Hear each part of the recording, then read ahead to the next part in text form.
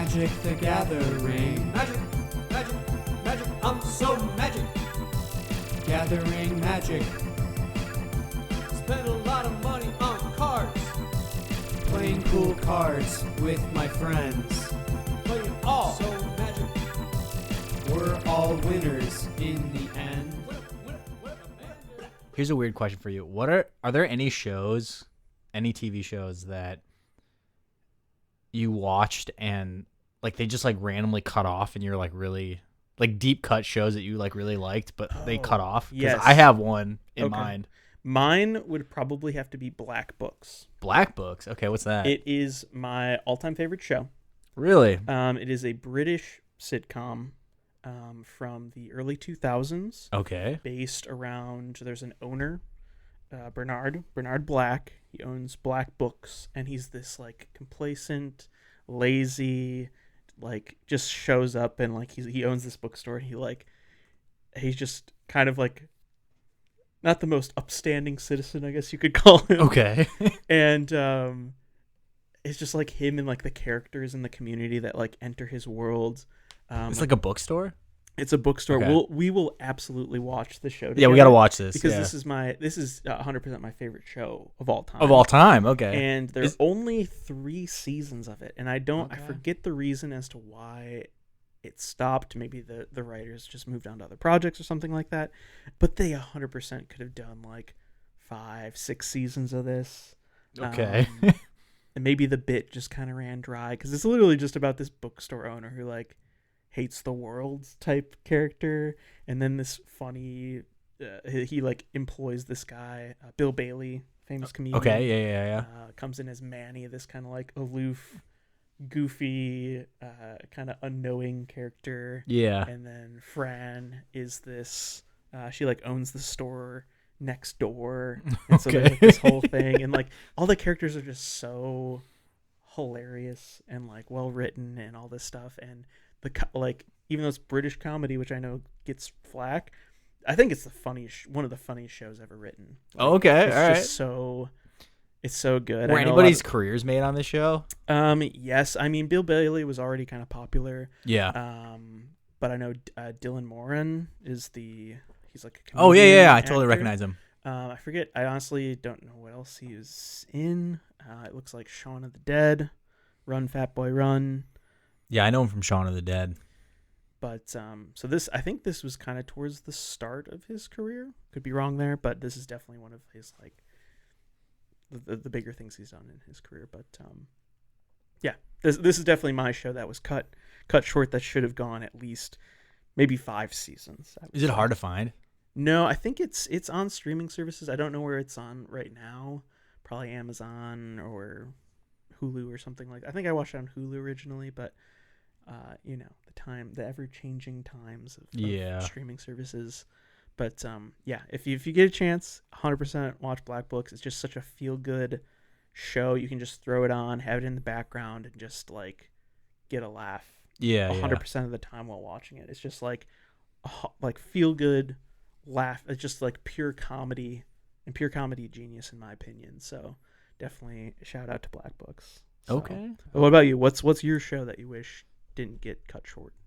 Also, mine is a British comedy too. Right. Yeah. No way. Yeah. Okay. So mine's called it was like on Netflix for a little bit. It was called Cuckoo. And it was like a weird show where like basically some girl who's British like went on like some vacation in like Thailand or something, and she comes back with Andy Samberg being her husband. Okay. And then like Andy Samberg is this like hippie guy that's like lived in Thailand for like 10 years, and he's like way older than her because she's like 20 years old and he's like 40 or something in the show. And then he basically like tries to like fit in with this like uptight like British family. And then like because he's Andy Samberg, he like leaves the show after the first season, and then it's Taylor Lautner is like Okay. and then like this shit like every season they like switch out actors and then just like pretend like it's like the same character but it's like a different actor playing them. It's kind of like The Witcher now. It's now instead of Henry Cavill, it's like is it Liam? Liam Hemsworth. Hemsworth. Yeah. And it's like sorry, it's Henry. Henry's Geralt, obviously. Yeah. So I'm not, I'll still probably give it a go because I'm a big Witcher guy. But that is funny so Taylor Lautner he's just kind of shows up and I'm the new main character now. Or whatever. Yeah, like literally. And they did do something where it was like, they're like, oh, Andy Samberg had a son when he was 9 years old, so they had some weird Okay. 5-minute explanation of why Taylor Lautner's the new main character, but the main girl is the girl who marries Andy Samberg just gets switched out with a different actress. They just don't explain it. There's a lot. It's really funny though. Also, it's got a lot of famous people in it that are now especially a lot of Game of Thrones actors were in this show before Game of Thrones. It was really good, and it's very funny. And I rewatch the show every once in a while. It's pretty good. I'll have to give it a go. And you said it's Netflix. Yeah, it was on original? Netflix. I don't know if it's still there, and the episodes are 20 minutes long, so it's very easy. Cool. Yeah, we'll definitely have to give this a go. My wife and I have been rewatching, or it's her first time watching. My kind of third or fourth time watching How I Met Your Mother. Did you ever watch? Yeah, I watched it. Yeah, I watched that. I never actually finished it, so I'm looking forward to the conclusion. I don't think I watched the final season of How I Met Your Mother back in the day, but I'd somewhat. That's also one of my favorite shows of all time. Again, kind of in that feel good sitcom type energy. I remember watching the pilot of the show when it released. Really? I was on a plane. Yeah, you were on a plane? I was on a plane as a middle schooler in this kind of raunchy sitcom about these fresh out of college kids in New York City. I thought it was it's kind of fun. Preteen me. I thought it was oh, this is so cool and mature and I don't all this. Did stuff. you think Barney was cool? I mean, he's yes and no. You can kind of tell he's corny right away, but his persona was fascinating to my preteen mind, and I thought it was edgy and all these the sexual suggestions of the show were blowing my mind as as a kid. But it's been a while since I've actually watched it, so it's fun revisiting that. And it's my wife's first time watching it, and she's enjoying it. So I will warn you, in my opinion, from what I remember about that show, mm-hmm. the ending was super abrupt, and I remember just Netflix was thanks for watching, and I was oh wait, that was the whole show? Oh okay, I guess. Yeah, I've heard mixed reviews on the conclusion, but I think that's innate to the show. The whole show from the very beginning is it's in the title, How I Met Your Mother. So whatever that point is gonna look like, it's never gonna. You can never you set it up so well, and it's literally seasons and seasons of this show about this question of who's the mother, how did they meet, and all this stuff. No matter how you answer that question, it's never going to be fully satisfying. It's kind of like the Sopranos thing, where the Sopranos just it cut. Tony dies, but it leaves your. Wait, we don't know that. Well, we do, but we kind of do. But it leaves your audience questioning what happened to all these characters that you've fallen in love with. Throughout the years, and there are definite conclusions to certain characters like Johnny Sack, and there are characters that you see die like Bobby and whatever, but it leaves you with this question in your mind that you have to meditate on for eternity. We don't know for sure what happened to the Soprano family and the rest of the story for everyone else involved moving forward, but How I Met Your Mother, obviously there's a conclusive boom. Yeah. Here's literally how I met your mother, and here's your mother and whatnot. So I want to spoil it so bad. Please don't. I won't. Please don't. I won't. Also, wait, can I throw in an honorable mention show? Yeah. That you should watch. Netflix has this thing they've said where they're it's not profitable for us to make shows past the second season. Okay. Or maybe it's the third season. I don't remember. But in the heat of Game of Thrones, Netflix made a Marco Polo show. Oh, it's so good, and it pisses me off, and it ended on a cliffhanger, and 2 seasons only. I actually so good though. It's funny you bring this up because I watched it.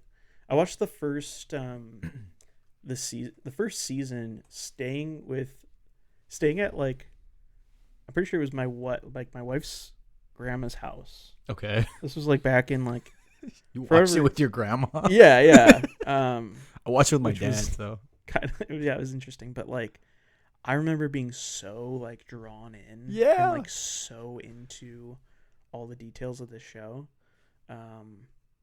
Yeah, that's a good shout, because I don't think we only watched like the first, several episodes. I don't think we watched like a full season or anything like that, but I remember really enjoying it. It was only 2 seasons, and it was so good. And I actually like read the book that it was like based on afterwards, and like I got really into Marco Polo. Heck yeah. So it's really good. And also, but again, they can never make the show because it's like all of the actors from this are, I mean, not all of them, but a lot of them are very famous now. So like the guy who plays like, like Kublai Khan is really famous. He's like a Marvel dude now, like, so there's also one of the like princesses. She's very famous now too. So yeah, but man, Netflix, what are you doing? Stop making Stranger Things. Stop making that BS and make some good stuff like Marco Polo season 3. Fair enough. I'm like, when Stranger Things first came out, I was real into it. Yeah, everybody was. I think it's a great show. I granted, I don't really know what the status is on this next season, or not up to date with it, I guess. Yeah. Okay, I actually have a pitch for that show, Okay. for Stranger Things. I think that instead of, this is like my pitch, but I feel like that first season was so good, and it kind of, if you rewatch it now, they kind of tied up all the loose, like there didn't need to be multiple seasons of that show. Sure. But I think that it would have been a really great anthology show where every season takes place in a different part of America, all interacting with the Upside Down, with kids. It's like American Horror Story. Yeah, where exactly. It's like each season's its own storyline, and then they repeat. You can even keep the same actors, like how American Story does it. Like, keep your cast if you love your cast and you want to keep doing it, or I guess if it's different parts of like America, or even different parts of the world, then you definitely have to rotate your cast. Yeah. Or like you get cameos from the original cast. I think that's a good point, though, because I do feel like after the first and second season, my interest started to wane. Yeah. I guess we'll see how this next. Like, did we need to see like season bratty 11 teenager? Like, no, we didn't need to see that. I kind of like that. I kind of like that. We didn't need to see her making out with her boyfriend for a season. No, I you know? think I like those parts of it, or what, like the human elements of it, are kind of what like kept me into it. Okay. Because they started as kids, and then you see them like grow up, and like their relationships change, and they change as people, they mature and grow. Like, all those character arcs are like organically driven through age and time, which you don't get to witness that, I guess, too much in stories these days, or like shows in particular these days. Okay. So like vividly. Yeah. And through that era, like that 80s, 90s, or what, that I guess, is it 70s, 80s? Yeah, 70s, 80s. Like late 70s, 80s. For that time is really fascinating too. So I don't know. I like the people focused plot lines, I guess, of that show. But like, okay, like imagine though, like a show where every season takes place with like kids.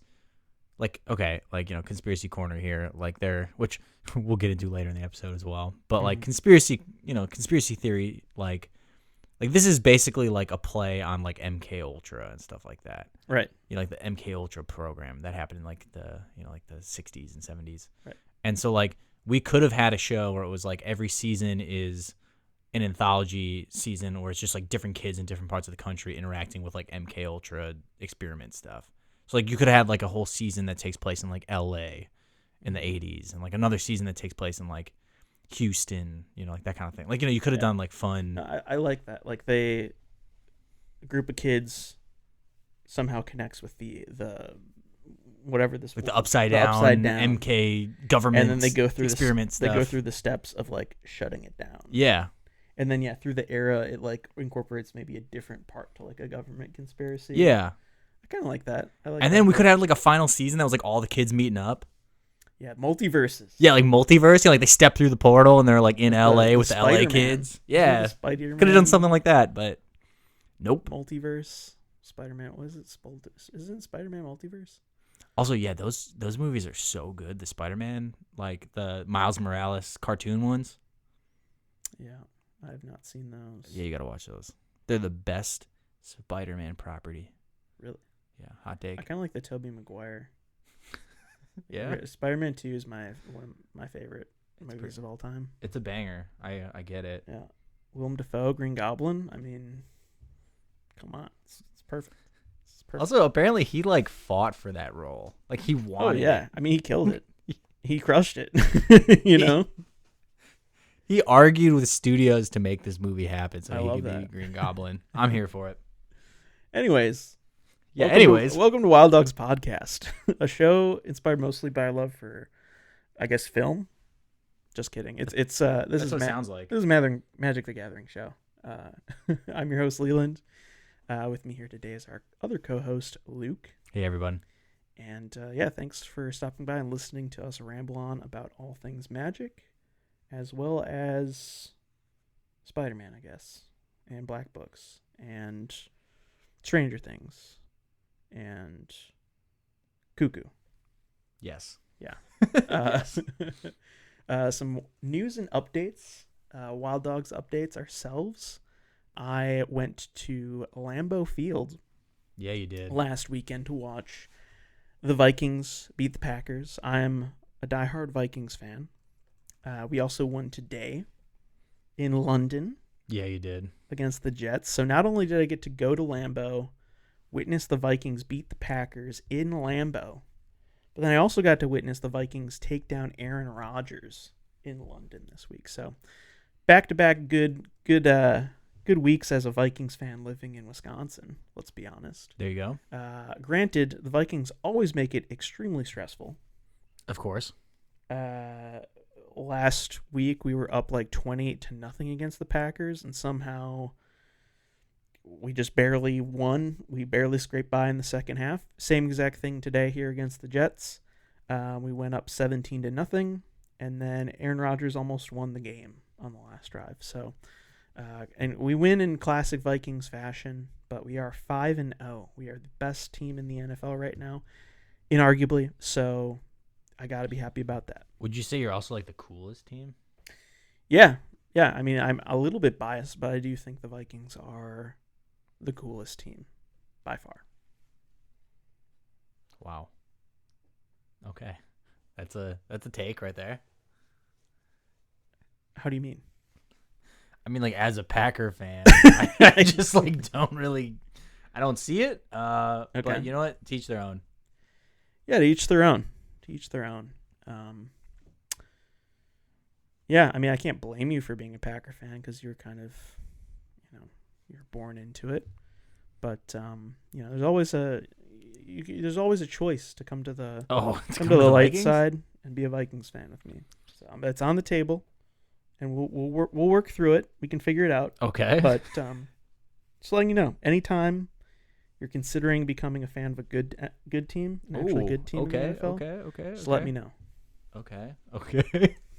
Wow, that's a hot take right there. All right. How about you, Luke? What's new in your world?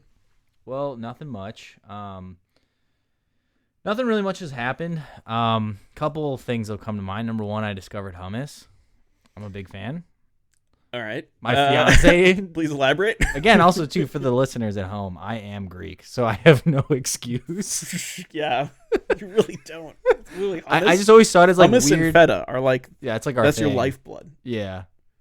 I always just thought, I'm like, I don't know what this brown goo is. I don't want to eat it. But then my fiance made me eat some, and I was like, wow, this is amazing. And Wait, it so kinda you changed my life. How as like a Greek and a proud Greek family, from my understanding, Yes. how did you throughout like all your family like gatherings? I and just whatnot, ignored it. You just always I just ate skipped around over it. the hummus. Yep. I literally was like, there's a lot of work. You got to dip stuff into it. You got to like spread it on Okay, things. hold on. Let's pause there for a minute. You had to dip stuff into it, and that was your biggest issue. Yeah, I was just like, I don't want to dip things into it. How do you, like, well, it's how a do you whole- feel about salsa? Same issue.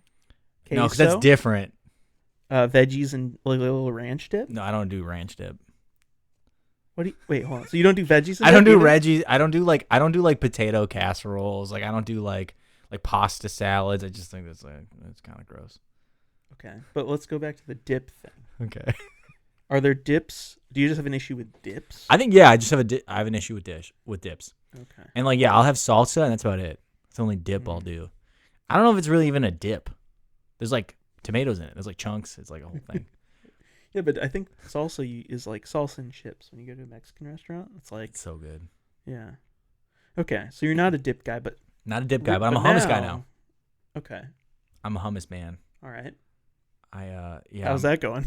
So far so good. I'm a big fan. It's become a big staple of my diet now. All right. Like Well, my that's healthy. snack is that I'll just eat hummus with like carrots. Yeah, in college, for whatever reason, I would just went through this like stretch where I would only eat like for every dinner every single night.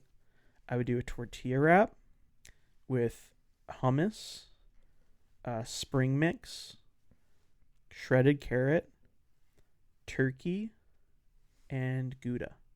Okay. I would go to the local, kind of like, what's the term? Like co-op. It was like fresh. Co-op. Okay. Yeah, like fresh. Like Like Whole Foods. Yeah, like Whole Foods or Outpost, and if you're Yeah. privy to Milwaukee, go to the local co-op and I get my set ingredients, the same cheese from the same local farmer every week, the same organic turkey breast, the same carrots, and I'd eat that every single night for like an entire year. So I'm a big hummus guy. I would You're say a big hummus guy. I ate hummus every single day for like an entire year of my life. Wild.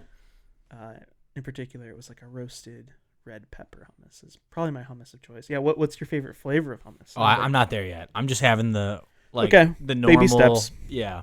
Baby steps. But also I'm like getting into like I was like looking up and like I'm gonna make my own hummus after this Homemade show. Homemade hummus is great. Do you like garlic? Yeah. Yeah, garlic hummus Garlic hummus It will just mess hits you different. up. Yeah. hits different. So good. So that's pretty new in my life. Oh, also another thing just to kind of slip in there. I don't think I'm a mono green guy anymore. Okay. All right, next topic. Wait. Okay. All right. Works for me.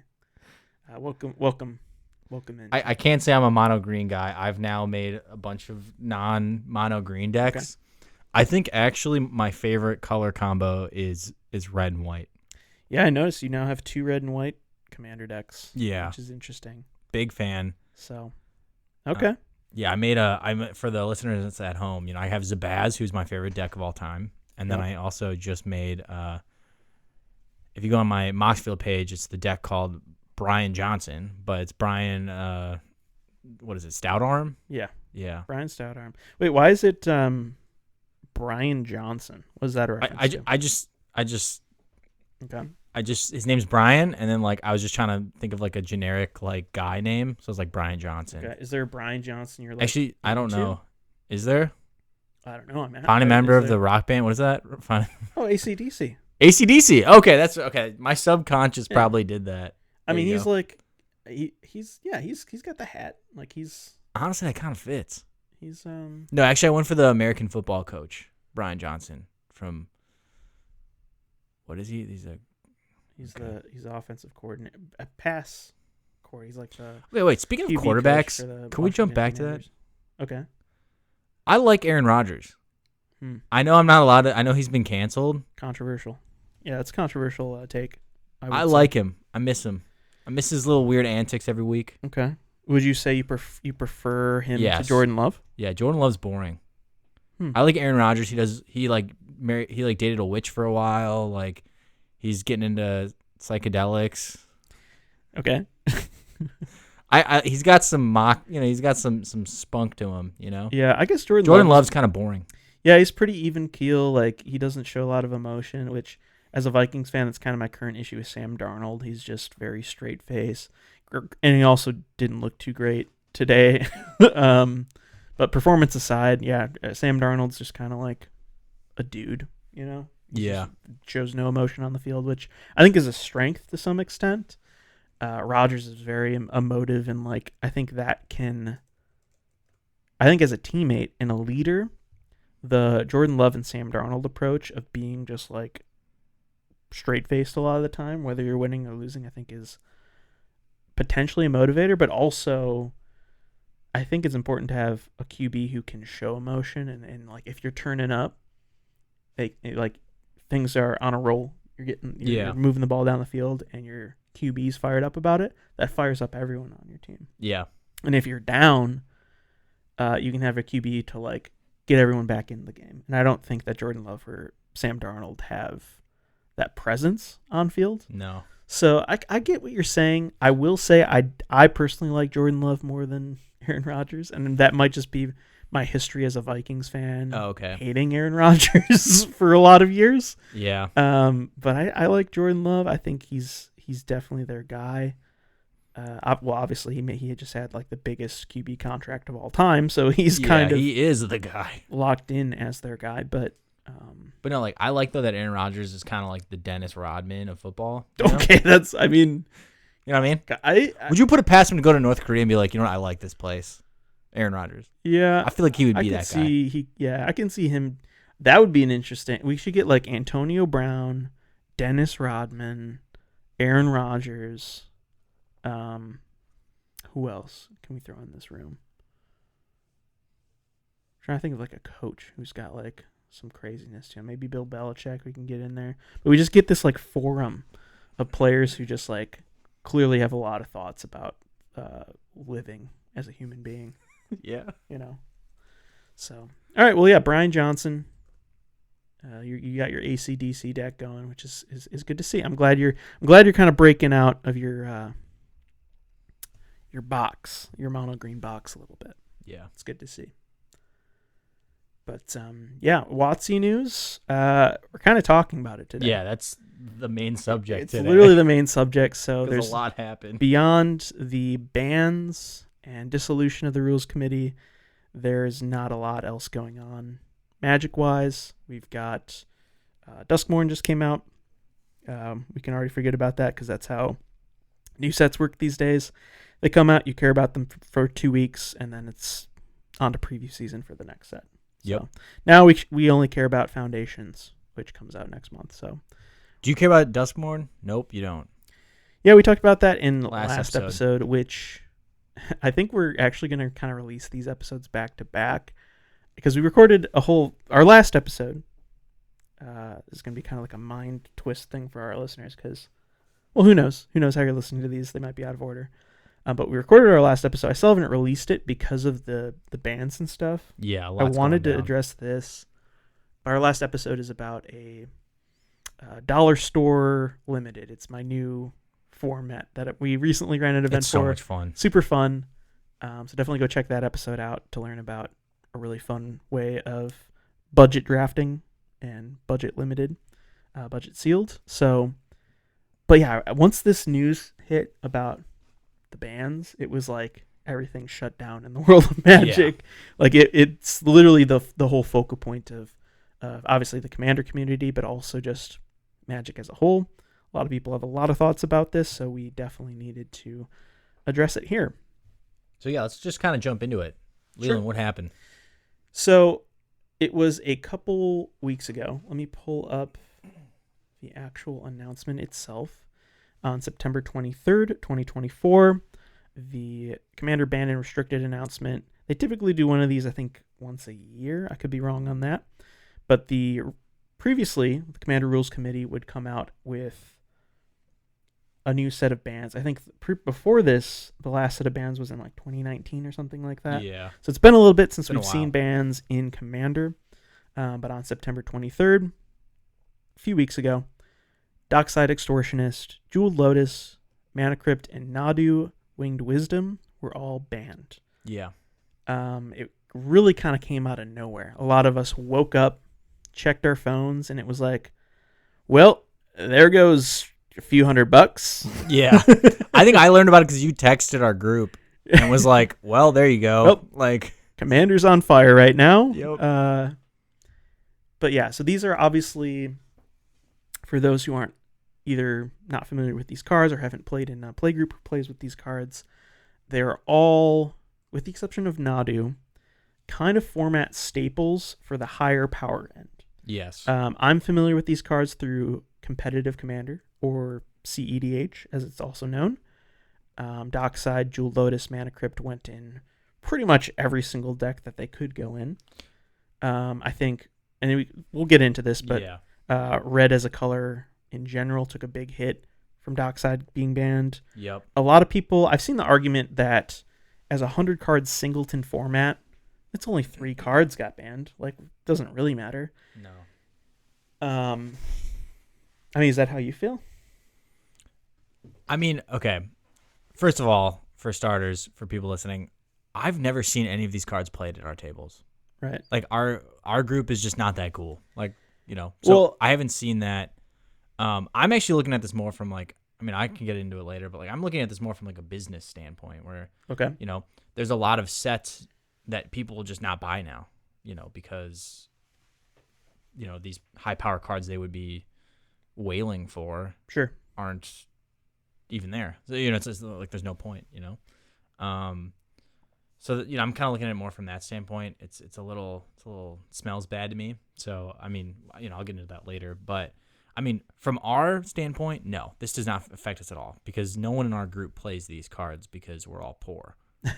So well, and even that, like, power level considered, I've got a ton of proxies of these cards, and you're right, I don't put these in my decks because casual commander, 100% this ban is like inarguably a good thing for casual commander. This brings the power level from the like more powerful top end decks, people who have, like you were saying, either the money or just general resources or proxies or however they approach deck building. It takes them down a little bit if you're in a casual setting. Yeah. And I don't think this is necessarily bad for competitive. It's just going to shake up CDH pretty dramatically. Yeah. And from what I've followed, I follow a lot of people who are really into CDH in the CDH community. It's obviously not a format we play a lot, like you were saying. No. I think I might even be the only person in our play group to have a CDH deck. And like I said, I've pretty much never played it. I'm a Krakashima main, I guess you could say. Yeah. And I think this band probably is fine for Krakashima. Did you have a Dockside in there? I had all 3 of these cards. I had Dockside, Jewel Lotus, and Mana Crypt. And then again, it's like these are our format staples. Like you literally will mulligan until you hit these cards. They're that powerful. Which, yeah, it does. Again, going back to what I was originally saying with, oh, it's a 100-card singleton format. How could 3 cards completely flip your deck? It's like, well, if you're playing at the top power end level or competitive level of CDH, you mull to these cards. Yeah. Like you mull to a Jewel Lotus, you mull to a Mana Crypt. Even Dockside, obviously Dockside is powerful through like a lot of tutor effects, from what I understand. But you keep hands based around these cards at the high power level. So to say that the ban of these doesn't impact high power tables is wrong. Yeah. However, I think these bans are good for the health of the format, and that's the whole reason for even banning cards, right? You don't look at, like, there aren't bans in Modern or Standard for anything monetary. It's for, hey, how does the game of Magic the Gathering feel? And Commander is inherently a casual format. Yes, there are power tiers, and we'll get into the new power bracket system later. But these 3 cards, again, Dockside, Jewel Lotus, and Mana Crypt. Nadu's kind of in its own category because it was recently printed, and everyone who's ever played Magic immediately sees Nadu and is like, yeah, what were they thinking? this card should not exist. Nope. And and because it's so new, it came out in Modern Horizons 3, people are okay with the ban of Nadu. No one's like, yes, there are people who have Nadu decks that are going to be sad that they can't play it in CDH or whatever. Nadu's not a casual deck at all. No, definitely not. I think that's why this is a fair ban. Yeah. But so Nadu is like inarguably, yeah, ban Nadu, whatever. A lot of people take issue with Mana Crypt, Jewel Lotus, and Dockside because of how, I guess, ubiquitous they are with the format. Yeah. A lot of people, literally Jewel Lotus, you can't play it in any other format. It's a commander-specific card. Yeah, so that Dockside was printed into a precon initially. Mana Crypt is a staple fast mana card. from forever. So it's always been in the format. So these 3 cards in particular are what people are taking issue with, not just because of their power, but because of the financial hit that a lot of people take. And I think financial stuff aside, obviously that's something that Luke said, we'll talk about, and I think he has some thoughts about that. But I think bans should never be, considered for the monetary loss. How they announce the bans kind of blindsiding a bunch of people by turning their, cardboard investments. And again, you should never, like, when you buy a Magic card, it's a piece of cardboard. It's not $500. It's not a $200 Jewel Lotus that's in a deck. It's just a piece. It's a game piece that's in your deck. Could you potentially sell it again? Sure, but worrying about bans because of the monetary value is silly. However, how they presented this ban and overnight blindsiding people and cutting, like, potentially, because people should have, I don't know, it's a complex issue, but to not consider that or not factor that into the presentation of the ban, I think was a huge whiff. Yeah, because it of course shook the Magic community to its core. Like, these are these are Magic players, highly opinionated. Like, it's a community that we should have seen. Like, people who have been in the Magic community knew that there was going to be an outrage about this. Yeah, immediately it's like, oh, this is going to be real bad for a lot of reasons.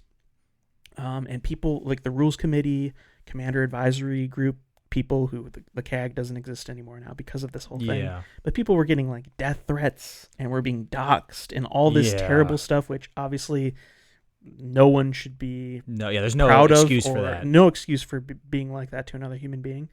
But the rules committee should be held responsible for how they went about this ban, and they should have had the foresight to see that, oh, this is literally going to set the world of Magic on fire that we do it this way. Yeah. That being said, I do think these cards should 100% be banned in Commander. Yeah, no, I mean, my thoughts on this are a couple fold. Number one, will this affect us? Not at all, because no one in our group of friends plays these, because we're not going to pay $200 plus for a single card. That's ridiculous. We're not going to do that. I mean, yeah, you could proxy it, but it's where no one in our group plays these cards, so it doesn't affect us. Now, but real quick, I do want to say we're cool with proxies. Yeah, and I think proxying, like, dual lands and all fetch of lands, ours are. That's good for the health of the format. I think mana fixing, and this is another point where it's like, maybe Wizards should reprint fetches into precons, or like there's a whole other conversation to be had here about that. But I just wanted to make the point real quick that you can play with high cost cards. You can play with dual lands in Commander, and it's not going to completely warp the game. Obviously, fixing and having untapped lands, this is a whole other conversation. Allows you to play the game at a faster rate and way more on curve. That being said, they're not warping the gameplay of Commander in a way that a turn 1 Jeweled Lotus or a turn 1 Mana Crypt do. Yeah. Like a Jeweled Lotus first turn into a Commander could potentially set someone up to win the game the next turn. Yeah. You know what I'm saying? Whereas like a fetch land, like, yeah, that just allows you to play your... Again, there's a whole other conversation to be had here about proxying and then like and what other cards need to be banned, which we'll talk about a little bit later. But I did just want to quickly make the point that, like, we weren't actively proxying Jewel Lotus and proxying Mana Crypt, not just because of the price, but because of the power. Yeah, because we're just trying to have fun with our friends. We're not necessarily, yes, playing to win, paying to win, or not even paying because we proxy it, but. Yeah, it's just not very fun, so we don't play it. So yeah, in our lives, this doesn't affect us at all. But I will say, like, my three thoughts. I'll get into the third one later. But number one, Magic the Gathering Wizards. What do you guys in the rules committee, like? There was no warning on this, and you just thought this would go unaffected. Like, it was like, what, you just thought people wouldn't be upset about this? Like, you thought you could just slide this in and everybody would be cool with it? Like, there's no warning. There was no, there wasn't even like a, hey guys, on Monday we're going to have a ban coming out. Just everybody prepare. Like, There was no warning. There was no anything. It was just, hey, here's an article. We have, a 2-minute read article about what, what's banned and why, and 3 sentences on why. Yeah, and from what my understanding is, even the Commander Advisory Group, which was formed for this very purpose to discuss and help inform these types of decisions, they didn't even know this was going to happen until the day before. Oh, I didn't even know that. Okay. Yeah. So this was pure Wizards. No. Okay. So let's. So the This rules wasn't committee. Rules committee was a team of I think 5 people, who were, it was solely voluntary. 5 people that were basically determined by community members, determined by Sheldon Menery, the kind of godfather of Commander. This was the governing body of the format that wasn't connected to Wizards. Okay. Until now. Because of this whole thing, they decided to disband the Rules Committee. No longer exists. And now Wizards of the Coast has the reins on Commander. They had a whole kind of announcement video and kind of debrief video last week with Gavin Verhey and Aaron, I forget his last name, but another kind of game designer from Wizards. Okay. And they're kind of spearheading the internal to Wizards, now what will be effectively the Rules Committee. No, but I mean, these 4 cards were not decided to be banned by the Rules Committee. This was done by Wizards themselves. No. Okay. Incorrect. So the Rules Committee existed before this ban. Yeah. And it was that group of 5 people Decided outside of Wizards. And they would make decisions with, they would communicate with Wizards, what was happening. But ultimately, the idea was that the Commander community had agency over their format. Okay. Which is why this Rules Committee existed, and it's also why, and this is going to get into a whole other kind of ethical discussion about governing this particular format, but they were able to make decisions outside of Wizards' influence. And apparently and again, we're kind of outside looking in. You and I are outside looking in. Yeah. But from what I've heard from Josh from the Command Zone, he was on the Commander Advisory Group, obviously very connected with Wizards of the Coast as well. Had tons of insider information. He was blindsided by this ban, but also apparently Wizards was also, to some extent, the Wizards was not on board with this ban, apparently. Oh, okay. And a lot of this, again, is hearsay. We're definitely outsiders to this whole conversations. We're observers here. But I did want to point this out and kind of, I guess, explain the sequence of events. Is that the Rules Committee existed as the governing body of Commander that was external to Wizards until they kind of announced this ban, blindsiding the entire community, blindsiding even the Commander Advisory Group, who was another body in place, community-based fully, that was set to help guide the Rules Committee. The Rules Committee on September 23rd comes out with this ban announcement, bans these 4 cards. Community is in an uproar. It, like I said, sets the Magic world on fire. And because of this, the Rules Committee has to then pass the torch to Wizards.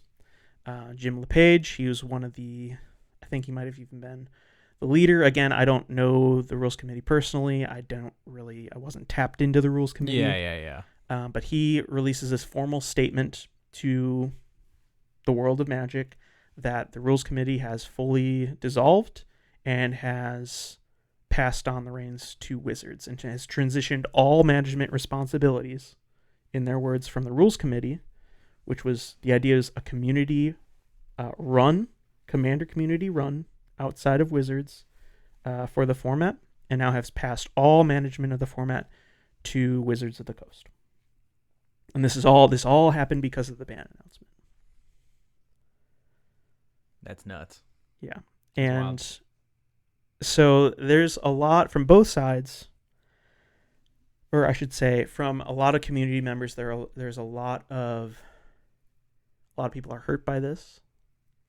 A lot of people are confused by this. A lot of people think that Wizards shouldn't be in charge of the format because they are the people who print the cards, and they're going to print the next design they're going to print them, whatever the next Jewel Lotus type card is to try to, get money and sell their Commander Masters 2 product or whatever, But then there are also people who, and I'm actually more on the side of, I think this was just how this was supposed to happen, right? Like, Wizards is more or less in charge of every single other format. Yeah. Like, there are, and I'm not saying that like formats like Oathbreaker or Cube or stuff, like there are more casual formats, right? Or community organized formats. And Commander, I think at its core, should consider the community's feelings and thoughts and expertise in the format, which is why I think it sounds like the new Wizards Rules Committee. I don't want to use the word Rules Committee because it's going to confuse things. The new governing body. The employees at Wizards of the Coast Yes. who manage this. Right, which from my understanding will be Gavin Verhey and a team of people. I think the other guy, Aaron. I should find his name because. Yeah. But no, real quick, like my main thoughts on this was like, number one, Wizards and ban committee or what, rules committee. It's like, you threw this out there without any warning, and you thought it would go over without any problems. Like, you should have foreseen this happening. And then number two, it's like, okay, community members, can you guys grow the F up? This is a board game. Like, you know what I mean? This is like, I understand Sure. We all like the game and stuff, but like, you don't have, this, like, a game should not define your happiness, or like, it shouldn't define, who you are as a person, or, it just, there's more to life than a board game meant for children. Sure, and I agree that people should have the emotional intelligence and just general maturity to not send death threats to another human being. Like people's lives are being threatened over a game. That being said, I do think this was a huge wake up call for the Rules Committee, and that I'm going to be honest, I think 100% this was the moment where it was like, hey, the Rules Committee should step down, because it's not that they were mismanaging the format, but they clearly what they displayed from this ban announcement and how they went about the ban announcement, that they were not fit for the job, I guess you could say. Okay.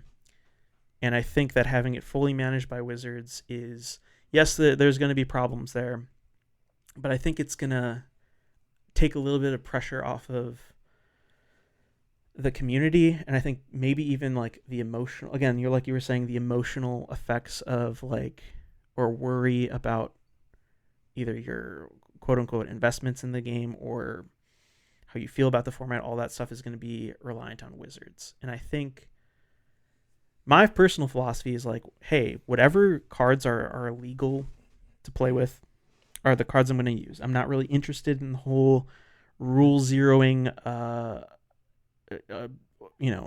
planeswalker into the command zone. I'm not interested in a rule zeroing now a mana crypt into my deck. Like, rule zero conversations are important, but I'm going to build my decks legally into how the format legally should operate. And I think having it just straight from the mouth of Wizards, the people who develop this game and have a design team that's dedicated to this game, like, I think Gavin is the right person to be spearheading this effort. I think he's a brilliant mind and for the game of Magic the Gathering, and I think he cares a lot about Commander, and I think he'll be able to curate a new team under, like, directly tapped into the design team for Commander. I think having that all in-house and everyone who shapes the game of Magic literally in the same room is a net positive. Now, a lot of people think maybe that's incestuous, right? Like, it's the whole, they're going to create the new Jewel Lotus and they're going to pump out this Commander Masters 2, and it's going to be this whole thing. Oh, are there going to be unbannings now? Like, they're going to bring back Jewel Lotus even though they just banned. I don't think, like, from and the other guy's name is Aaron Forsyth. I think he's like a senior game designer at Wizards. Him and Gavin were kind of like, hey, we recognize these as design mistakes and also cards that, like, they basically backed all these bans. And they're like, hey, we understand that, like, Jewel Lotus is highly problematic. These cards warped the format. I understand why the community as a whole might feel hurt or might want a say in the governing of Commander, but I think Gavin made it very clear in their discussion that they're going to bring people into this committee who are tapped in. They're also going to be highly communicative with the community as a whole. They're going to hear out from members of the CDH community, people who play lower power. They've got this new bracket system in play, which we can talk about, but I think this is a net positive. The Rules Committee disbanding and Wizards taking over Commander.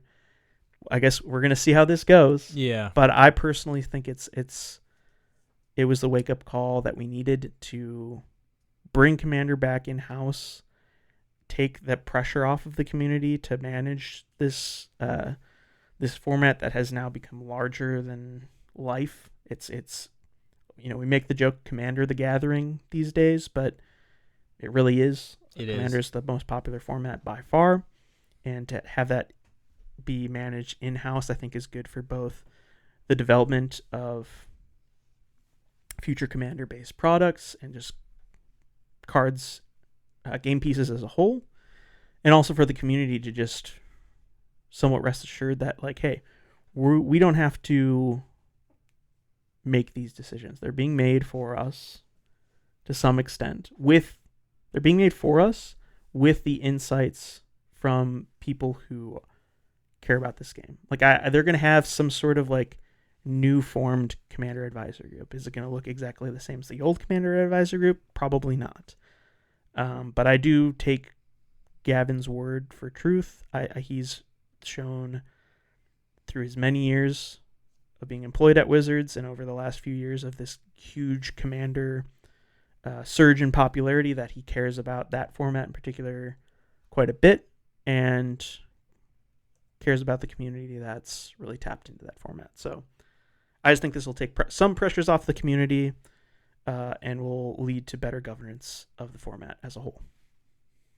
No, for sure. Like, yeah, no, I think this is a net positive for sure. I'm just kind of confused and like, maybe not confused, but I guess I don't know. I thought people were more mature. Like in the community, I thought, we don't need to be threatening people's lives over a board game. It's not that big of a deal, guys.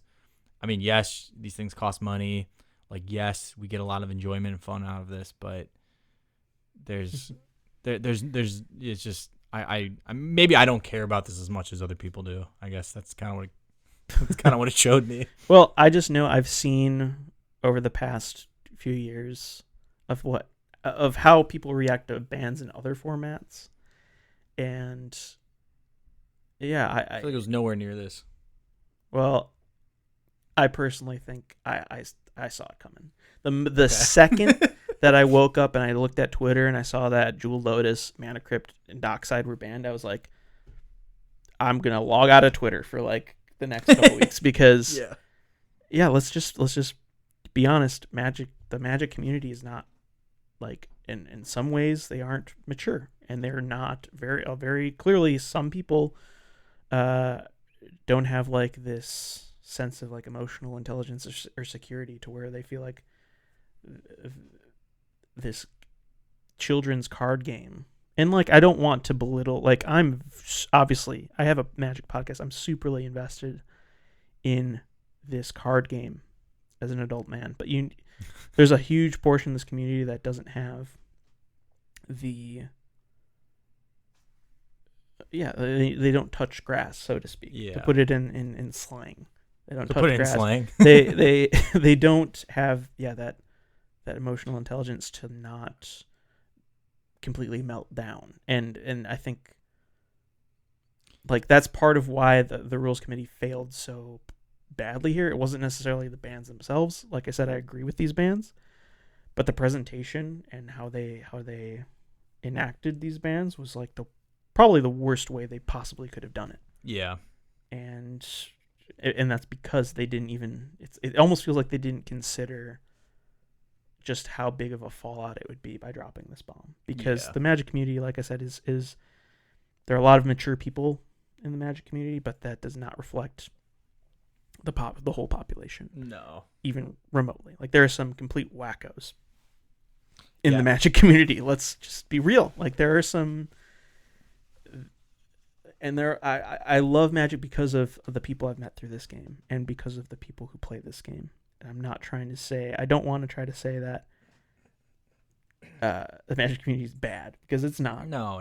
But there are people who maybe lean into this game as their emotional support thing too much. Yeah. And so taking away their big $200 Jewel Lotus is the literal end of the world for some of these people. And yeah, RC just didn't. It just, like I said, they took the stool right from under us, and we all just fell hard. And now these are the consequences. The RC doesn't exist. The CAG doesn't exist. Bye, Felicia. And now Commander is officially run by Wizards of the Coast. So those are the consequences of the RC's actions. Whether or not they're going to be good for the format long term, we're going to find out. I think we're going to, like, all this being said, I think we're going to be fine. I think it's going to be completely fine. Nothing's going to change. At my previous job when I worked in games, I had a old coworker. We released the trailer for a game, and the reception was mostly positive, but there's a lot of people that were like reaching out and like shooting us death threats and like being mad that it doesn't look good and all that stuff. And I remember just being like, wow, this is I can't believe people are like this. I can't believe people would say this to strangers on the internet. And he was basically just kind of looked at me and was like, well, I mean, at the end of the day, we're making toys, we're making games, and so we're going to attract children. And I think that kind of goes for this too. Yeah, that is from everything I was rambling about, like the last 20 minutes. That's it perfectly. Just kind of sums it up. At the end of the day, this is a game that can be played from people of all ages, and it's just so happens to be one of the best games ever made. I'm biased, but I agree. And so it's a game. It will attract children. And some children never grow up, and that's the reality that we live in. There are people who just never grow up, and they don't know how to react when their game pieces, when their toys are taken from them. Yeah, exactly. So okay, wait. Question for you: do you foresee any what are some predictions you have? Like, do you think that what are some predictions you have? And then I'll kind of go into some I have. I don't think, obviously, the recent ban was the big shakeup. I think that Wizards, because of this huge tumultuous time that we're all still kind of currently in, they're not going to shake things up. At least I hope. But I think that they're going to try to prove to the Commander community and their audience that they can trust them. It would be wild if they were like, hey, yeah, actually, we're unbanning Jewel Lotus. I think there's not a shot of that happening. I think they're gonna own it, and they're gonna be like, hey, this is the new world. We're gonna have to move through this together, and we're gonna show you how we can shepherd this format moving forward. And I don't think that we're gonna see mass unbannings or mass bannings. I don't think they're gonna try to overcorrect what just happened from the RC. I think they're gonna just, like I said, own it and try to move forward with an even head for the next probably year. I mean, again, it's dependent on what they're developing for Commander sets and Commander precons, but I don't think they're going to do anything too crazy. And I hope that I don't have to eat those words, and I hope that, like I was saying, Jewel Lotus 2 isn't dropped in 2025. Okay. We might have to come back to this episode and grab that little clip and yeah, we might eat our a year words from later. now and be like, well, Jewel Lotus 2 is here. Yep. And it's called Jeweled Lotus 2. And now we've got 3 different Commander sub formats because I don't think it's going to be like that. No. I think this was a mass, like we've been saying, overreaction from the community, and hopefully just Wizards is able to kind of right the ship a little bit and bring us back to a calm after the storm. Well, I think that, in my opinion, I think we're going to just judging by just judging by how other companies that make creative products go after they acquire a different property. I think we'll get 1 or 2 years of goodwill towards the community, and then I think we're gonna get Jeweled Lotus too, and then I think we're gonna get equivalents to each of these cards that are named something else, but basically mechanically do the same thing under Wizards. Yeah, I mean, We'll get 2 years. We'll get 2. We're about to get 2 really good years of Commander. we'll see. Maybe We'll 2.5. The there's like this greater issue as a whole within Magic that it's again kind of one of those classic sayings that power creep is real. But we've run into this pattern particularly within the last couple of years, it seems, just reflecting on even just this last year, sets within this last year. You look at even at the base, you look at common creatures now versus common creatures in 2020, 2019. There's some broken cards. There's Trolls of Khazad-dûm. There's your Lorien Revealed. There's any there are legendary uncommon creatures now that just completely trump age old mythic legendary creatures. We're in this era where I'm not even sure if Wizards can control. I mean, it is in Wizards' hand to control the power level of Magic, but we're in this age of high power even in casual formats, where yes, there might be cards that at the time, when they drop, might feel like, oh, this is Dockside Extortionist too. I think we even see Duskmourn, for example. I'm thinking about cards like Razorkin Needlehead, which I don't know if you've seen this card, Luke, but no, I haven't. There are going to be bombs in every set, and I don't think that it's the right. I don't know if it's the right mentality to be the next time Wizards prints a card that is at a crazy power level, to be they're doing something wrong. And I think both Aaron and Gavin addressed. I think both Aaron and Gavin addressed in their little presentation. They made the point that they acknowledged the design mistakes of Arcane Signet, Command Tower, Jeweled Lotus, 4 Commander products that they're not going to intentionally build staples into the format. They're going to try to not build staples into the format, but they're still gonna make powerful Magic cards because it's fun casting good spells. We don't want to revert, and I think that's, and it's fun to pull that in a pack too. Yeah, and again, their statement that I mean, some people take issue with them saying oh, Soul Ring is the iconic card of the format, and it's well, there's truth to that, and I don't think yes, Soul Ring is a broken Magic card. It's Power 9 level power strength card that is in every single Commander deck, and is that a problem? I don't know, maybe, but is it really fun to cast a Soul Ring? Yeah. Can it warp games? Sure, but not always. I think there still needs to be cards like that in Commander for it to retain its identity and to be interesting. What would Commander be without powerful, goofy, fun plays? And I don't think you get those by banning every Razorkin Needlehead or banning every new busted Magic card that comes out in a standard legal set. You know what I mean? And or even obviously stuff like Nadu, where it's straight to Eternal. They acknowledge and they owned up to Nadu being a complete design mistake, but I think they need to still print powerful cards, and we'll figure it out. And I think that's also why they're proposing this bracket system, which we can talk about immediately after this. But I wanted to shout out Razorkin Needlehead. It's for 2 red, for a red and a red. You get a 2/2 human assassin that has first strike during your turn, and then whenever an opponent draws a card, Razorkin Needlehead deals 1 damage to them. This is just a nuts card in burn decks and pinging decks like your Gearson deck. in a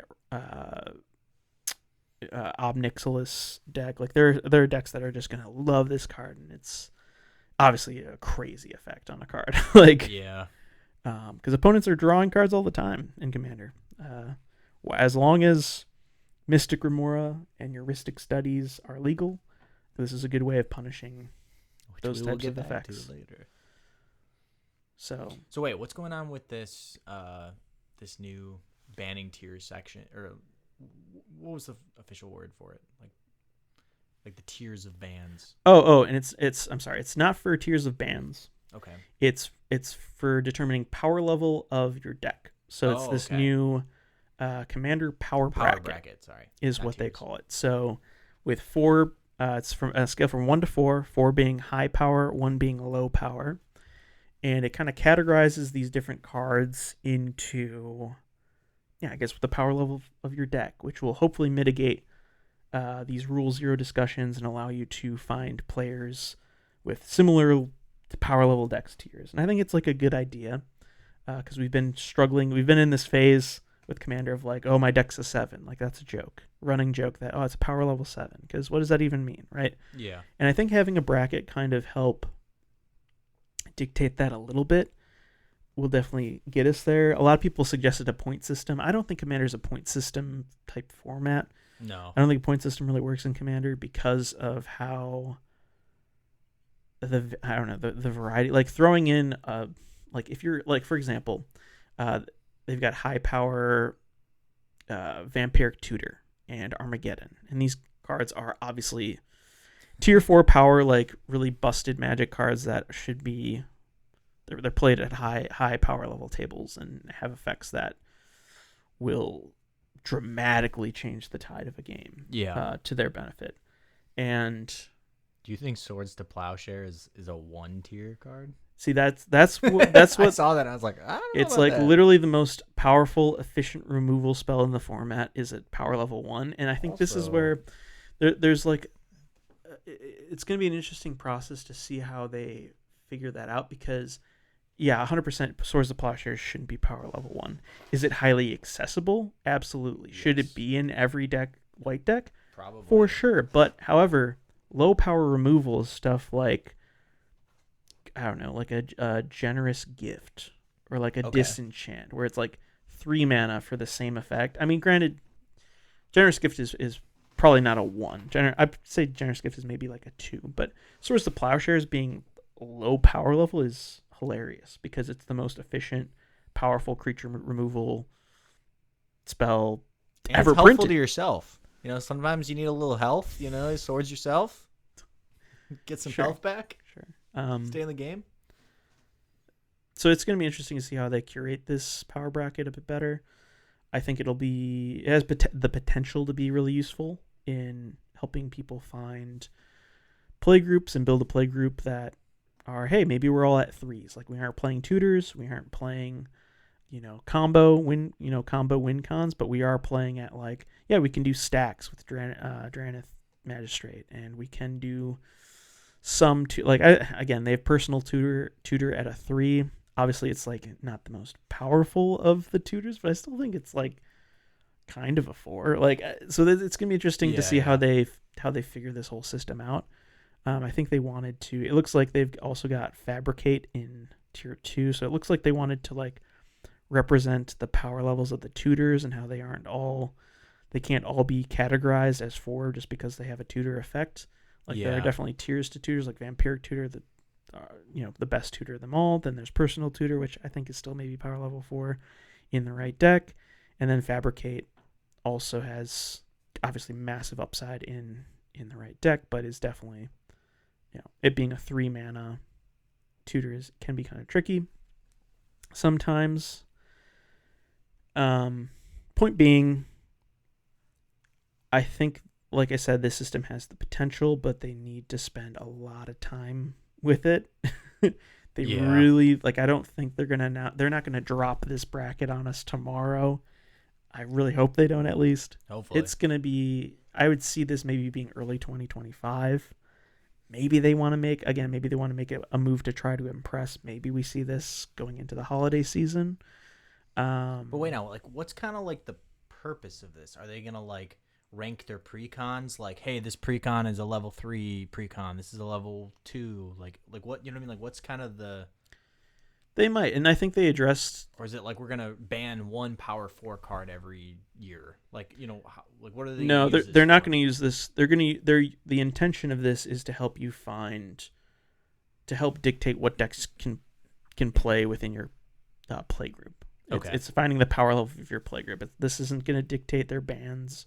Obviously, the more cards with the potential to be banned are going to be in high power level 4, but they're not going to use this to dictate their governance of the format. I don't think here's a tool for Commander players to use to help them find, the play group that works for them and their decks. Okay. So yeah, I think the idea of them putting this is a 4, putting a 4 on a Modern Horizons 3 precon is kind of interesting. But then again, you're never gonna. Let's be honest, there are low power precons. I think because they typically release precons in sets of 4. Yeah. There's a couple 2s. There are some, like I think Wilds of Eldraine or whatever, but regardless, they're not going to be like, even in the 2s, it's like, oh, well, this one's a 3, this one's a 2. Well, everyone's just going to buy the one that's power level 3. Like the uninformed buyer, the person who's like, oh, I just want the good deck. Like they're like, people are going to buy the good deck. Like that's historically, like Modern Horizons 3, the Ululek Eldrazi deck is now like $100 deck because it's like, well, yeah, it's why would you not play this one? Powerful, like the Sliver deck and from Commander Masters. Like, well, yeah, it's the Sliver deck, so that's going to be the $100 deck.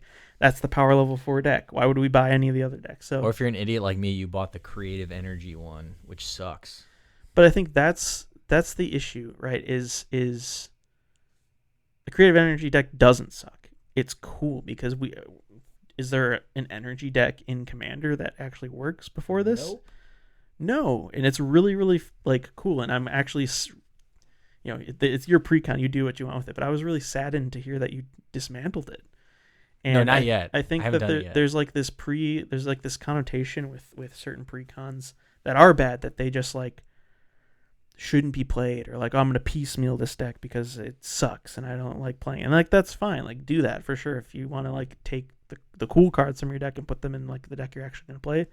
For sure, do that. But these precons that are maybe power level 2 are still fun. Like, they still got like something going on. They got something unique going on, and so I definitely don't see them using this power bracket system to like label their decks. Because then, yeah, are you going to get this energy deck that's a 1, or are you going to get the stupid Eldrazi deck that's a 4? Like, these. We're going with the 4, baby. Yeah. So we'll see how this bracket system does get implemented into their, if it is implemented in their products at all, or how it's going to be implemented into their, because they're obviously going to come up with some documentation now, which I think will be interesting to see. We need to see how they're going to approach governing this format. So maybe there'll be more information about this coming out soon. But I do think it's an interesting system that could help Commander thrive a bit more and cause for less communication issues and confusion about sitting down at your LGS with some new people to play a game of Commander. You can sit down and be like, oh, well, I've got my CDH deck. Like, it's 4+. Like, this is almost in its other tier. It's like, oh, we're playing CDH. Like, your power level 3 deck, even though it's good, it's on the higher end. It's power level 3. It's not CDH level. Like, you should go like ask them over there. Oh yeah, we're also 3s. Like, come play with us. It's not like, oh, I think my deck's about a 7, or it's like maybe my deck's about an 8. Like, I think having these kind of touchstones to kind of tap in and realize maybe where your deck sits is going to be useful for casual players. Yeah, we'll see. We'll see where this goes. Yeah, so I think that more or less kind of covers the bans, the impact the bans have kind of had on the Commander community these last couple weeks, and also this new transition of management of the format over to Wizards. So beyond that, I think now looking forward, are there cards, Luke, that you'd like to see banned or unbanned? How are you feeling about bans moving forward? Honestly, guys, we're on a roll. Let's ban some more stuff. Okay. Let's tear it up a little bit more. Okay. That's my attitude. Okay, number one, I think we got, and this is as someone who owns a copy of this. I think we got to get rid of Ristic Studies, Ristic Remora, Smothering Tithe, the stuff where it's like, hey, if one of your enemies, one of your opponents does something, if they don't pay mana, you get a card, or you get mana, or you get treasure tokens, or whatever. Yeah, like that kind of stuff. It's just not fun. In the show notes, I have them noted as the infamous stacks pieces that aren't really proactive beyond. Okay, yeah, it was, okay. It was funny when you were like writing your notes, and I was like, oh, I wonder if he's like. It's funny you didn't. Okay, I didn't even notice that. that. Yeah, but I've got it in my notes that these infamous stacks pieces that lead to like these kind of unfun play patterns for everyone else at the table, and also put that one person so drastically far ahead of everyone else. Yeah, that it kills the vibe. It kills the vibe. Yeah, and I think they're 100% on the level of like a Mana Crypt or a Lotus, because those hit the table and it pushes that player so much further ahead. If those players aren't also hitting those cards, that it's just they lead to really unfun. And then it's also like, oh, do you pay the one? And then what I mean by stacks pieces, like these obviously aren't traditional like death and taxes stacks style pieces. No, these are stacks in the sense that like they literally add something to the stack with whenever someone does anything, and it's always a tax on their mana base that gives you a card or a treasure token or whatever, some benefit, and it just slows down the game and accelerates one person. Yeah, and just like it just kills the vibe totally. So yeah, that's what I have as far as what I'd like to see banned. Do I see them doing that anytime soon? Definitely not. But I agree that the Esper Sentinels, the Ristic Studies of the world need to. And I've taken them out of all my decks because it's just not fun. Yeah, I have to admit I still run them. It's like I hate them. They should be banned, but they're in every one of my decks. Yeah, it's just like for some of my higher power level decks, it's like I think that's fair. Like if you have using the new bracket system, if you have a power level 4 deck, like what the heck, play these cards. They're obviously super good, but let it rock. If something is to be banned, ban them. Get rid of them. Get rid of them. So wait, what would you unban? We've got a big list here of things that I think should potentially be unbanned. A lot of these are kind of just like anecdotal. I think if it's like a serious unban, I don't think we see Wizards unban anything, if I'm being honest. Definitely not, no. I do think, maybe ironically, the one card I think would actually potentially be unbanned, and I think would be fine to unban, potentially, is Balance. I think this might have been one of the first cards to be banned, ironically, but it's super random. Doesn't look that bad to me. Yeah, I think, the issue here is people can abuse this effect and cause everyone else to like get way ahead. This is through the Commander RC. So these are like official statements on why these cards are banned from the rules committee when they banned them, right? Okay. So I think this is good information to have on these cards as we discuss them. Yeah, and this just says banned. It doesn't have a date, but I'm pretty sure this card was just always like like day one banned. This is a no-go for Commander. But the rules committee for Balance says, on its face, Balance looks like a very effective catch-up strategy that's mechanically very white, but in practice leads to slow, long games with a low density of meaningful decisions or memorable events.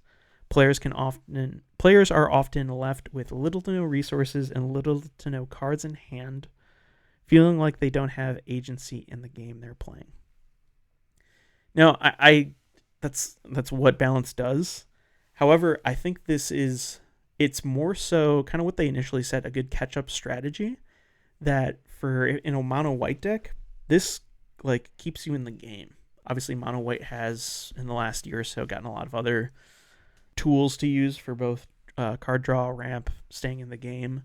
So I don't think it's as big of a problem now. But I think Balance, it sets everyone on an even playing field in a way that does feel fair.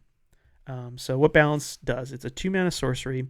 Each player chooses a number of lands he or she controls equal to the number of lands controlled by the player who controls the fewest, then sacrifices the rest. Players discard cards and sacrifice creatures the same way. So what that effectively means is, hey, we're all going to have the same amount of lands right now. We're all going to have the same amount of cards in hand. We're all going to have the same amount of creatures in play. You get to choose what gets to stay, but we're going to bring everyone back to an even playing field. Their argument that this leads to slow long games, Commander's growing faster and faster with like the power level rising, like I said, that I don't think, like, yes, balance could feel real bad to certain players, but this is a card that I think helps keep people in the game. Another card that I wanted to talk about, and we actually talked about briefly before we started recording, is Braid's Cobble Minion. And this is like, it's literally evil version of balance. It's like how it's presented. And it's got an evil artwork. Yeah, Braid's looks crazy. Deranged in this art. And we both, I put this on my list of unbans. This is definitely not getting unbanned because it can lead to what they're talking about with balance, where it sets people too far behind and leads them to like not even being able to play the game. Yeah. Balance hits a table once. It's a sorcery. You play the effect, and then we all move on. Braids is a 4-mana creature. She's a 2/2 human minion, legendary creature. At the beginning of each player's upkeep, that player sacrifices an artifact, creature, or land. Which, if you get, like, let's say we play a balance, and then somehow someone is able to like ramp into a Braids, and is able to support the Braids, like post balance, like people are like stuck on maybe 2 lands, no creatures, and like a bunch of spells in hand that are like 3 mana or more.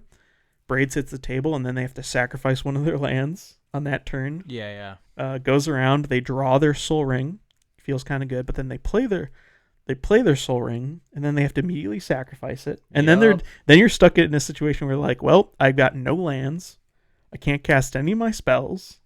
This isn't fun anymore. So yeah, the rules committee said basically that Braids has a tendency to create fully locked down board states and ends games early in a remarkably unsatisfying way. Braids removes resources aggressively, meaning players are unable to keep the resources needed to remove it, which is true. And it was first banned in 2009.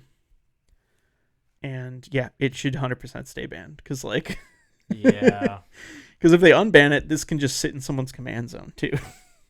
Oh, that's true. Meaning you can build your whole deck around supporting Braids, cast Braids, and then just like not even win it in a meaningful way. You just, everyone has no lands, everyone has no hand, and you just, hey, my turn, untap, I sacrifice one of my little 1/1s that I intentionally create off Bitter Blossom every single turn, and then I attack you for 2. Pass turn. It goes around the table, back to me, hit you for 2, and then it's just like, well, let's just scoop and go to game 2. This sucks. So in that way, it's interesting that both Braids and Balance are kind of these like, let's force people like sacrifice their resources. Balance feels like it does it in a way that's fair. Braids does it in a way that's like horrible. Yeah. I've also got stuff on my list like Primeval Titan, Sylvan Primordial, which are just cards that are sick. Obviously, they're so unfair. They are but the artwork, so unfair. Primetime is one of the more egregious cards of all time. I was actually just playing a couple games of Historic on Arena with our buddy Jacob. He's got like a Primetime deck that is just hilarious. He ends up with like 20 lands on board by turn like 4 with I'm this. here for it. It's just like, I love it. Primetime is obviously busted. Just ramps you into oblivion, and then allows you to just filter your deck where you're just drawing powerful spells every turn. It's like, I'm here for this it. card 100% should stay banned.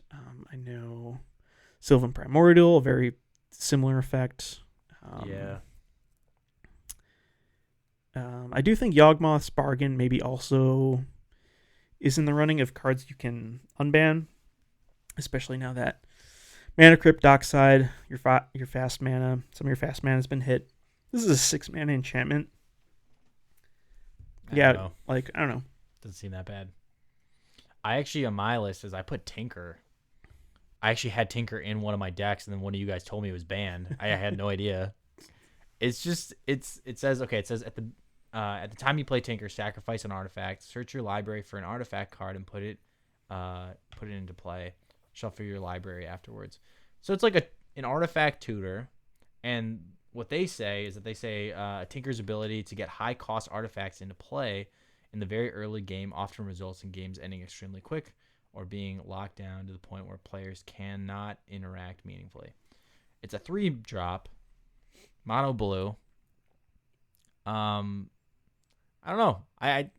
It just smells like every other tutor in the game to me, and every other color. I don't know why specifically Tinker is called out here. Oh, that's so funny, Luke. Why do you My look at this and sweet you're summer like, child. are you like, My oh, sweet this is summer broken? child. Yeah, this is a turn 2 portal to Phyrexia. Everyone just, your game is over. You play this, you put out, Blightsteel Colossus, and what's the issue? All right. Anyways, yeah, no, Tinker is like this is like, What do you mean, guys? on my list of like cards that should be banned in Commander, this is number like 1, maybe. What do you mean? What? Guys, Obviously, Tinker, not that bad. I don't know what people are saying. Obviously, Power 9 is You think above this. also it's banned in everything. It's It's like- it's not even. Yeah, because this card is literally like I said, Portal to Phyrexia, or you said Blightsteel Colossus, turn 2, maybe even turn 1 if you're feeling spicy. Like, oh yeah, No, this card is chill. I don't know what So people are not saying. chill. Here, check it out. Okay, let's see it.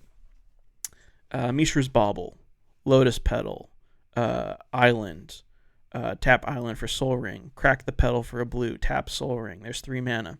Sacrifice your Mishra's Bauble to Tinker. Portal to Phyrexia, turn 1. Blightsteel Colossus, turn 1. And yeah, go. Okay, I'll play my Land War Elves. I'll play my tapped land. I'll play planes and have no spell to cast on turn 1. Okay, great. Blightsteel Colossus. You die. Pass turn. Like, Guys, it's not that big of a deal. It's so bad. It's not that big of a deal. It's so bad, dude. You could bring it out too with Blightsteel Colossus, also with Vampiric Tutor. Isn't that creatures? Yeah, but that goes to your hand. This just puts it on the board. Yeah. You need same the thing.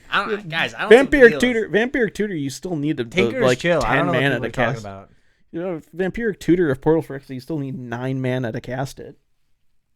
Listen, it's fine, guys. It's not a big deal. It's cool. It just when you said first of all you said Moxes, which that's just Moxes that's too. insane. Yeah, you see, you're trying to unban your Moxes for your Tinker. I think that's what you're thinking about. Yeah, I think so. Yeah. Moxes aren't even that big of a deal, guys. I don't know. It's a 0-drop and you get mana. Which I have to say, we did birthday cube for our buddy on Friday while Luke was out of town or something. Yeah. And I had, and maybe I'll throw this up on screen whenever this comes to YouTube. But I was able to draft 3 Moxen and another card that's banned on here. Let me pull it up for you here. I think it's actually right below Tinker. Yeah, Tolarian Academy, which taps for blue for each artifact you control. That does not sound bad at all to me. Dude, this is... I cast Mox Emerald. I cast Mox Ruby. I cast Mox Jet. I play Tolarian Academy. Turn 1, I have... What's this? 6 mana? Yeah. Super fair. Yeah, for sure. It doesn't seem that bad to me. All right, Luke is just he's an artifact deviant that I should am. never be trusted. That's true. I think that's what we've discovered here today. Listen, guys. Artifacts, not that bad. Just let them rock. Just let them rock, guys. Right. No big deal. Well, I think the last thing on our list is Luke's conspiracy corner, which I don't know, what's that all about, Luke? What's your conspiracy? I'm glad you regarding asked. this? I'm glad you asked. All I'm saying, all I'm going to leave you guys with is that this smells a little funky to me. Mm. Listen, so Nadu came out with Modern Horizons, which came out recently. Modern Horizons 3. Mana Crypt is a special guest card that has been in all of the sets from Ixalan to Duskmourn. Jeweled Lotus was last printed in Commander Masters, August 3rd, 2023. And then Dockside Extortionist has not been printed except through List. Well, they also did a couple years ago Double Masters 2022. He did get a reprint within the last couple of years. Okay. So all of these cards have been reprinted recently. Okay. Within the last year, maybe year and a half. And they've also stated that they talk about these bans for years. You know, they discuss these and they have lists, you know, internal lists and stuff like that. And so they've been discussing, you know, these bans for a while. And I know that, you know, there was just some changing of hands. The rules committee was disbanded, and now it's all through Wizards of the Coast. But I'm telling you, you don't think that the rules committee was talking to WotC? You don't think that WotC saw these bans ahead of time?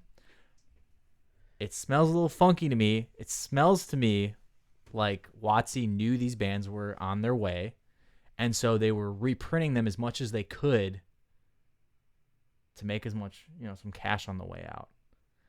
And also, like I said before, I'm telling you right now, we're gonna get 2 years of goodwill. Hey, look, we're WotC, we're your friend, everything's great. And then I think in 2 years from now, we're gonna get Jewel Lotus 2. We're gonna get Mana instead of Mana Crypt, it's gonna be like Mana Tomb. You know, it's gonna be same thing, just different name. Okay. And then I think this cycle is gonna continue. All right. That's my little conspiracy corner. Okay. I think this was all planned, just like the All JFK premeditated. assassination. Oh boy, that'll be our next episode. Yeah. Episode 8, the JFK assassination. Did we go to the moon? We did. Episode 8. We don't even talk about magic at all. Yeah. All right. I dig it. Yeah, I mean, there's definitely something to be said there. It smells a little funky. I think we can all admit that. Yeah. Yeah, especially with how it was so, you know, just kind of happened. Also, no, I'm just kidding. I was going to be like, if you turn around the date, it actually equals. Yeah. No, I'm just kidding. If you listen to the ban announcement in reverse. Yeah, it says we played y'all. And pitch shift it. Yeah, exactly. You can hear the devil saying, "Buy our jeweled lotuses now." Pretty much. Also, it's kind of surprising that Jewel Lotus still is pretty expensive, even though it's not played in anything. Yeah, it's too soon to know. A lot of people are specking that unbans could happen, and it's also a collectible. Like I don't think Jewel Lotus will ever like dip below, you know, $20. It's still like a collector's piece. It's a piece of history. It's a piece of history. Same thing with Mana Crypt. Like that's still played in like Cube and other stuff. Dockside's probably gonna get hit the hardest. Nadu is already like a cheap card. It's just gonna be like a couple bucks now. But I think Jewel Lotus will always have the collectible factor. It's a piece of Magic history, like you said, and people can throw it in their cubes and call it a day or whatever. So I don't think obviously it's gonna tank. It's not gonna be $100 card anymore for sure, but it's not going to be pennies. No. But I think that kind of covers our thoughts more or less on the bans. I think this ban was healthy for the format. Yeah. I don't think these cards should have a home in Commander. We'll see if WotC can manage the format in a positive manner. I personally think they will. Well, I guess we're going to find out. Yeah, we'll find out. And, like, Magic's still here. Commander's still here. The world isn't over. I hope people take this as a learning lesson. I hope the community can mature and we don't see the outburst that we saw with this. But it's Magic. But people are... Guys, it's not that serious. This is a board game. If you take their toys, they will cry. So... but yeah, I'm excited to see how this shakes up CEDH. I'm excited to see how this shakes up Commander deck building. If it shakes up Commander deck building, and we're still in this, guys. Commander's still here. You can still play with, the 97 other cards in your commander deck. Like it's fine. Don't worry. And yeah, let's all root for the future of the format. Let's all try to use this as a learning experience and come together a little bit more, I guess, is my kind of closing thoughts on it. No, exactly. Cool. All right. Well, I guess we can close with our signature Scryfall random spirit creature of the week. Like Commander, we do one free mulligan, though we don't always take it. So let's see what we get here. Oh, dang it. This is actually a sorcery, and I'll allow it. Ironically, this is a banned card. Yeah, you got to do it then. This is gonna be my spirit creature of the week because it is technically Demonic Attorney is the name. Yeah, and so checks out. I'm this guy. I'm this little demon attorney on the card. Oh, it's banning everything. Well, yeah, because it has to do with ante. Ante being like back in the day, before you started a game, you had to ante one of the cards from your deck. Okay. And if you lose the game, or the winner of the game gets to take the other player's ante. Oh, gotcha. So obviously Wow, this is a okay. mechanic that just Never doesn't work anymore. No. But Demonic Attorney is for 1 black. You get a sorcery that reads, remove Demonic Attorney from your deck before playing if you're not playing for ante. And then each player antes the top card of their library. So I'm assuming that this adds, when you cast it, the original text is, if opponent doesn't concede the game immediately, each player must ante an additional card from the top of his or her library. Okay, that explains what I assumed what was going to happen. So this is a case where the errata actually doesn't make as much sense as as the original card, ironically. Basically this just adds an extra ante card to the game, which is kind of funny. And the art by Daniel Galen. It's something else. Daniel Galen, which I'm curious, real quick, before you say yours, Luke. I'm going to see what other cards old Daniel has done. Oh, Wheel of Fortune, Strip Mine. Yeah, he's got some bangers in here, but the Demonic Attorney is definitely one of them. Oh yeah, Savannah Lions, OG. Yeah, he's definitely good. Definitely good. Definitely a lot of classic Magic cards came from old Daniel here. So, excuse me. He also did the premier card of my Judge's Tower. Yeah, he did. Tackle Maggot. So we're big Daniel Gellen fans here. And he was responsible for my Spirit Creature of the Week, Demonic Attorney, which is a sorcery. So breaking the rules, but we'll allow it. We'll allow it because we're talking about bans, and this is a banned card. So it's perfect. Oh, I love it. So what's yours, Luke? So my card is not banned, but it probably should be. It's called Proven Combatant, which is a 1-drop blue, and it has Eternalize for 6, which says you can exile this card from your graveyard to create a copy that's a 4/4 black zombie, and it's a 1/1. All right. Obviously, this was a joke. This card sucks, and it should not be banned because it's bad. Oh, that's funny. This is probably like okay and limited. I mean, you get a 1/1 for 1 on curve, and then later in the game, if you're running out of options, you get to create a 4/4 zombie from your graveyard. So this is great in dollar store sealed. Yeah. In our this format. is a dollar store sealed classic right here, but otherwise it's garbage. And what's the flavor text on this bad boy? Oh, it says it's not wise to keep glory waiting, which I think is a great, motto to live by. I agree. I think maybe this is true for the bans. It's not wise to keep glory waiting. We need to accept the future of Commander right now and the glory that it will bring. And let's try to trust Wizards here, and see if they bring glory to the format. Heck yeah! Also, my family sword's name is Glory. So, all right. Well, there you go. Sense. Proven Combatant is absolutely meant to be. Heck yeah! All right. Well, I think that's about it for us. Be sure to answer this week's community question in the episode description, which is: are you happy with the bands. We're gonna get some It's gonna be heated. piping hot takes. It's gonna get heated on down that there. one. But and then also thanks to our sponsors. We currently have none. If you'd like to sponsor the show, please reach out to us via email at wilddogspodcast@gmail.com. Thank you for listening to the show. Connect with us through Twitter or Instagram at wilddogspod, and over on Discord, which you are invited to in the episode description as well. Finally, thanks to Johnny Bartlett for creating the intro and outro music. Please check out the link to his SoundCloud in the episode description. Until next time, Wild Dogs out. Thanks, everyone. Magic the Gathering.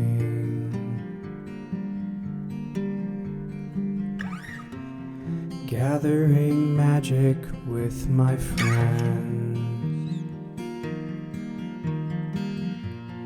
Playing cool cards all the time. Tutoring love